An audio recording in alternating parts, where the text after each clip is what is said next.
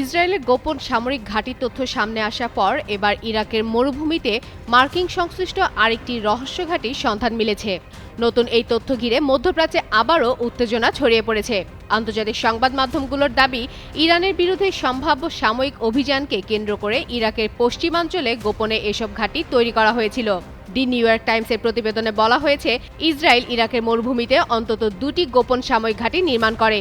এসব ঘাঁটি 2025 সালে ইরানের সঙ্গে সংঘর্ষের সময়ও ব্যবহৃত হয়েছিল বলে দাবি করা হয়। এর আগে দি ওয়াল স্ট্রিট জার্নাল জানায়, কারবালার দক্ষিণ পশ্চিমে শুকনো হ্রদের মধ্যে একটি অস্থায়ী বিমান ঘাঁটির মতো স্থাপনা তৈরি করা হয়েছিল। পরে আরও একটি গোপন ঘাঁটির তথ্য সামনে আসে।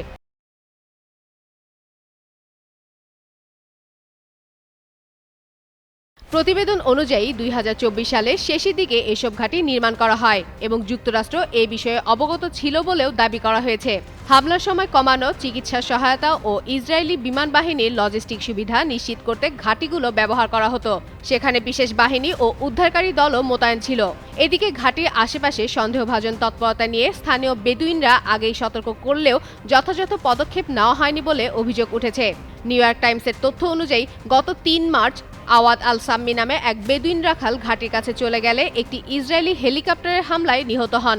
পরে ইরাকি বাহিনীর এক নজরদারি অভিযানের গুলিতে এক সেনা সদস্য নিহত ও আরও 2 জন আহত হন। ইরাকি আইন প্রণেতা ওয়াল আদ কুদু বলেন, এটি ইরাকের সার্বভৌমত্ব ও জনগণের মর্যাদার প্রতি স্পষ্ট অবজ্ঞা। তবে ইসরায়েলি ডিফেন্স ফোর্স এ বিষয়ে কোনো মন্তব্য করেনি।